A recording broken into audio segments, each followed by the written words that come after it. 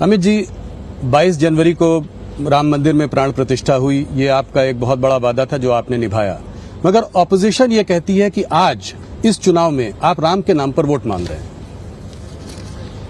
देखिए, राम के नाम पर तो वोट तब मिलता था जब मंदिर नहीं बना था और हम कहते थे हम बनाएंगे। हमने तो वोट लेने का कारण ही समाप्त कर दिया। ऑपोजिशन को चिंता इसलिए है और पूरा देश उनसे नाराज इसलिए है कि जब राम मंदिर बना, शांतिपूर्वक तरीके से बना, संवैधानिक रूप से बना और प्राण प्रतिष्ठा हो रही थी, इन्होंने प्राण प्रतिष्ठा का बहिष्कार किया। माइनॉरिटी के डर से वो प्रभु श्री राम की प्राण प्रतिष्ठा में नहीं गए, इसलिए पूरा देश उनसे नाराज है। हमने कभी ये नहीं कहा कि राम मंदिर बनाया इसलिए हमें वोट दीजिए, मगर पूरे देश की जनता जानती है 70 साल से ये लोग अटका कर रखे थे।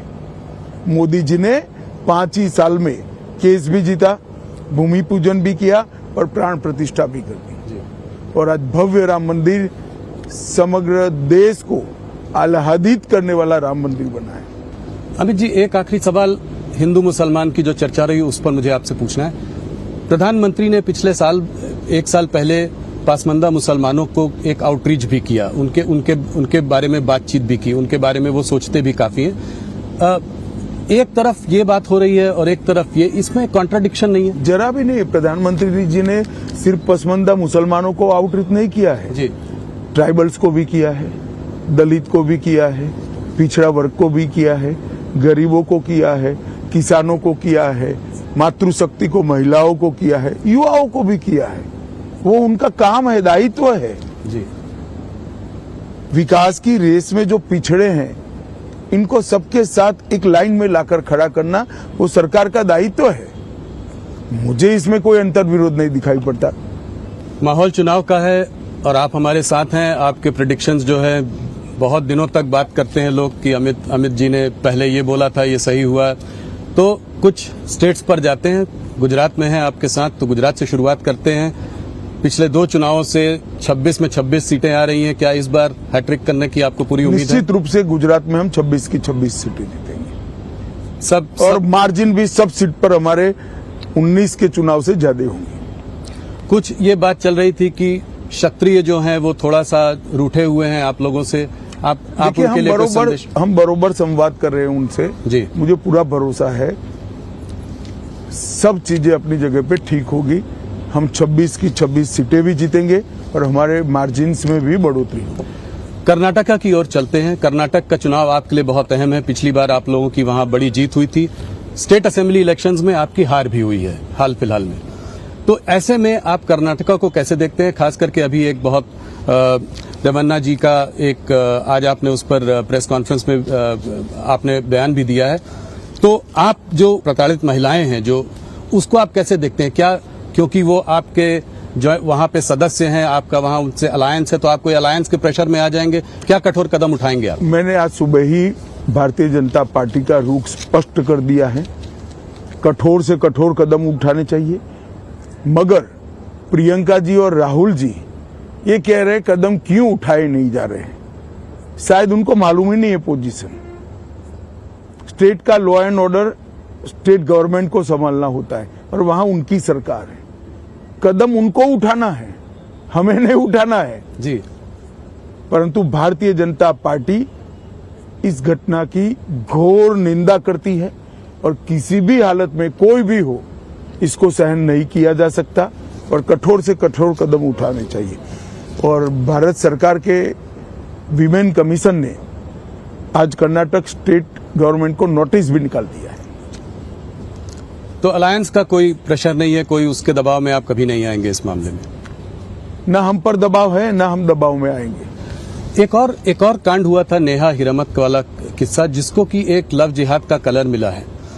कलर नहीं भाई जी, ये पक्का मामला ही लव जिहाद का है। यही मैं आपसे जानना चाहता था, इस पर अगर आप कुछ बता सके, क्योंकि सीएम और होम मिनिस्टर ने कहा ये पर्सनल मामला है। वो अपनी माइनॉरिटी वोट बैंक के कारण ऐसा कह रहे हैं।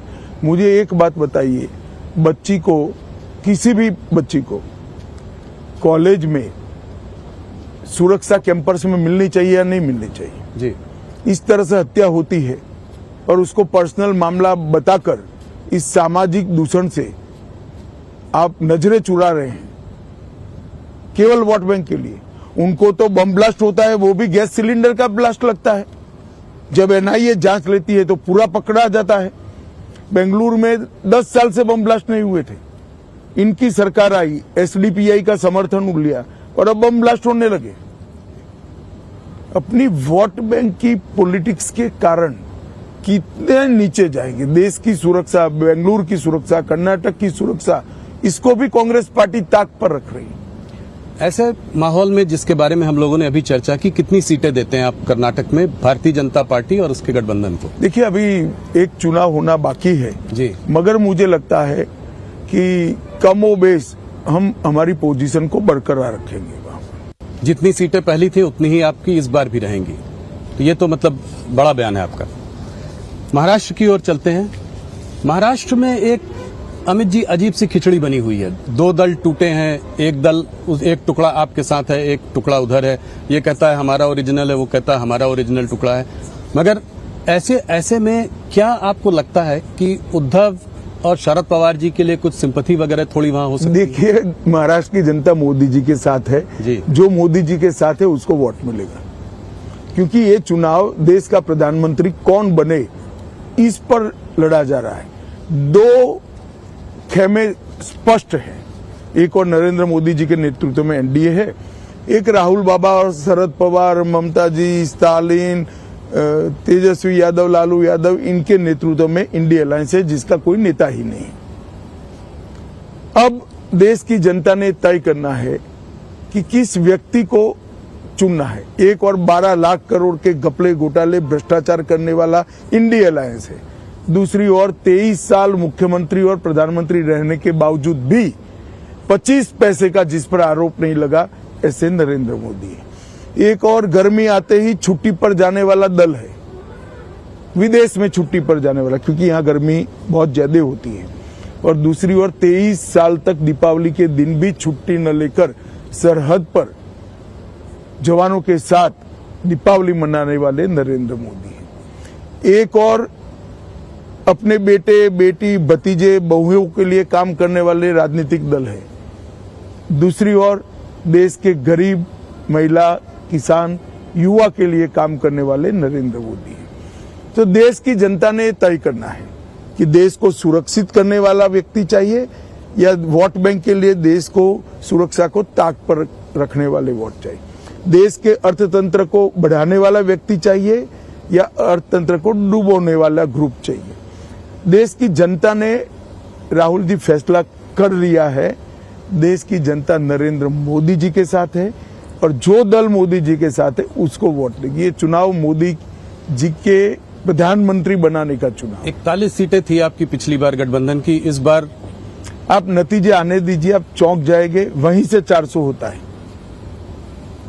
तो महाराष्ट्र से आपको पूरी उम्मीद है कि 41 से पक्का हम, देखिए आंकड़ा 41 का 40 हो जाए या 42 हो जाए, कमोबेश यही परिणाम रहेगा। महाराष्ट्र, मध्य प्रदेश, उत्तराखंड, जम्मू कश्मीर, दिल्ली, गुजरात, कर्नाटक हम 100% रिपीट करेंगे। उत्तर प्रदेश हम 5 से 7 सीट की बढ़ोतरी करेंगे। ओडिशा हम 16 के आसपास जा सकते हैं और 16 और आसाम में भी 12 के ऊपर चले जाएंगे, 12 भी हो सकती है। बंगाल हम कम से कम 30 सीट जीतेंगे। पिछली बार आपने मुझसे 25 कहा था इंटरव्यू में, 30